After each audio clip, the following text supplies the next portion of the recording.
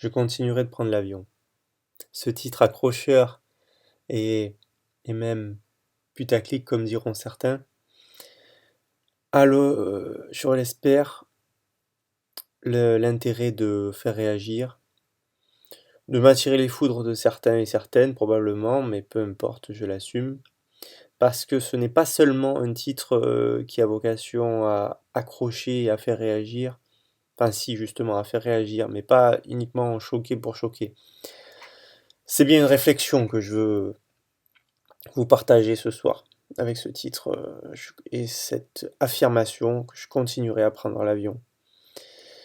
Tout d'abord parce que les extrêmes sont caricaturés, décrédibilisés, honteusement, honteusement mis au placard et dénoncés en politique et dans d'autres choses. Et au niveau de la vie courante et au niveau donc de l'écologie pour ce plan-là, là non, là les extrêmes sont encensés et même idolâtrés. Et moi j'ai un problème avec ça. Parce qu'on ne peut pas dénoncer d'un côté et de l'autre rentrer les deux pieds dedans. Alors, évidemment qu'il faut agir pour le réchauffement climatique, pour l'environnement, évidemment, et ceux qui suivent un peu ce que je fais, enfin, qui suivent ce qu'on fait avec l'équipe et ce que je faisais même avant, savent que je suis pas le dernier à ramasser des déchets n'importe quand en marchant dans la rue, à trier, à faire attention, à covoiturer. Bon, il y a énormément de choses qu'on peut faire, même chez nous, à pas consommer à outrance, etc. Mais cette folie de presque de culpabiliser, oui, mais de criminaliser ceux qui vont aller prendre l'avion. Alors, je précise là encore, pas ceux qui vont le prendre tous les jours pour faire un trajet d'une heure, quoi, hein, les prendre, faire Marseille-Bordeaux tous les jours en avion, bon, là, ça serait ridicule, et ça, là, bien sûr qu'il y a le train, il y a le covoit, il y a beaucoup d'autres solutions.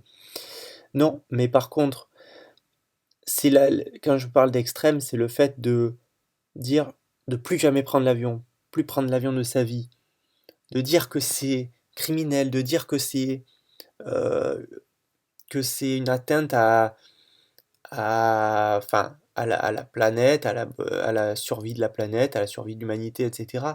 Ce n'est pas vrai. Dans ce cas, vivre est polluant. Dans ce cas, à quoi bon vivre? Je vous pose cette question. Toute consommation, toute activité, même toute respiration est polluante. Alors, à quoi bon? Non, non, non. Il faut des limites. Voilà, je m'emporte même là dans ce que je dis, parce que il faut trouver un équilibre dans tout. Et je trouve aussi scandaleux, je mettrais vraiment sur la même échelle, quelqu'un qui, voilà, qui polluerait volontairement avec la voiture la plus polluante, qui prendrait l'avion 10 fois pour rien, là où il pourrait faire autrement, qui jetterait tout par terre, qui jetterait, quand je vois les sachets de McDo sur la route par terre. Je trouve aussi mal ça que ceux qui vont crier au scandale quand une personne, quand disons, je sais pas moi, un couple de retraités ou un jeune qui n'a jamais trop voyagé va partir une fois dans l'année en avion pour voir une nouvelle contrée, pour explorer un pays qu'il ne connaît pas et pour un voyage assez long, par exemple pour 2 semaines, 3 semaines, pour la découverte, pour la vie tout simplement. Et ça je peux pas rester comme ça là. C'est pour ça que je fais ce podcast, pour ça que je fais cette intervention. Je peux pas cautionner qu'on criminalise quelqu'un qui voudrait juste vivre sa vie sans déranger personne. Parce que, alors on va me dire, oui, ça empiète sur la santé des autres, en polluant, etc. D'accord, mais pour ça déjà, il faudrait être exemplaire. Donc, pour critiquer quelqu'un qui va voyager une fois ou deux dans l'année, eh ben, il faudrait donc ne pas bouger de chez vous, vivre dans une grotte tout en bois ou en pierre ou ce que vous voulez, vous chauffer, même pas la fumée, ça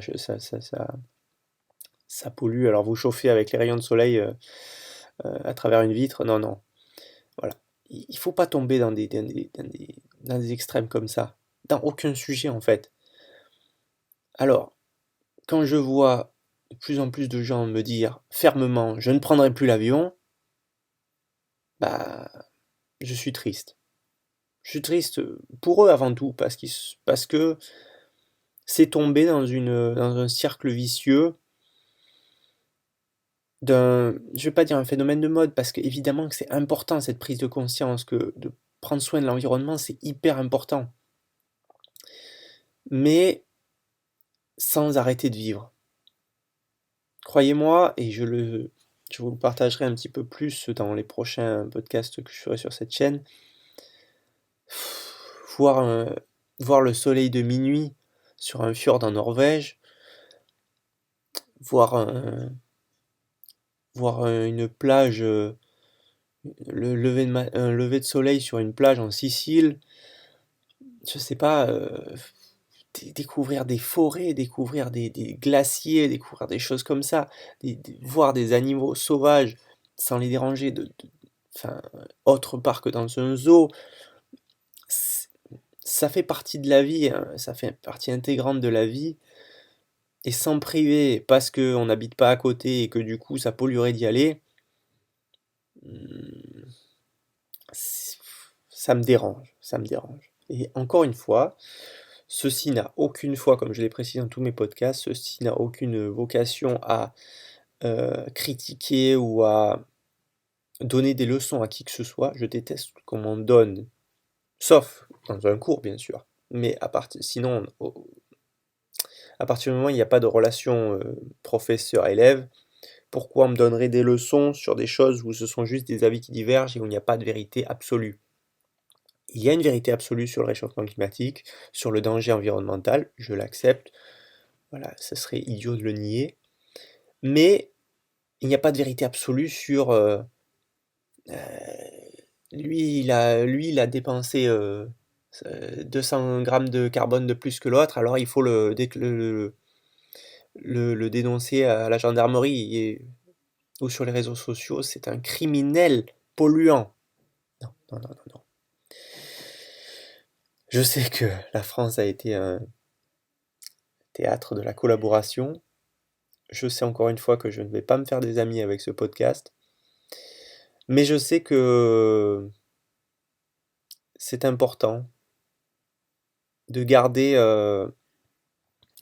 en tête ce qui fait toute la beauté de la vie, tout ce qui fait de la beauté de ce monde.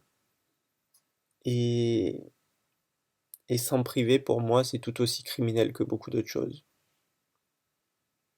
Voilà, c'est ce que je voulais partager avec vous ce soir. S'il y a une déferlante de messages, eh bien, je les assumerai, hein, de messages qui me traitent de criminel et de pollueur, pourquoi pas. J'assumerai tout. Mais voilà, je voulais débattre de ça et je mets volontairement l'intervention en libre accès et pas en version payante parce que le but c'est de débattre et de discuter avec tout le monde et d'échanger les points de vue. Voilà. J'espère vous croiser un de ces jours et merci d'avance d'avoir écouté ça. Ce podcast. Mais je sais que c'est important de garder en tête ce qui fait toute la beauté de la vie, tout ce qui fait de la beauté de ce monde. Et, et s'en priver, pour moi, c'est tout aussi criminel que beaucoup d'autres choses. Voilà, c'est ce que je voulais partager avec vous ce soir. S'il y a une déferlante de messages, eh bien, je les assumerai, hein, de messages qui me traitent de criminel et de pollueur, pourquoi pas.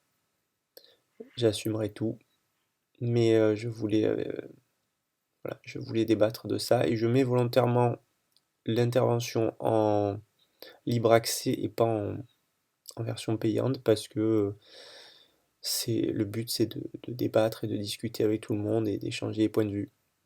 Voilà. J'espère vous croiser un de ces jours et merci d'avance d'avoir écouté ça.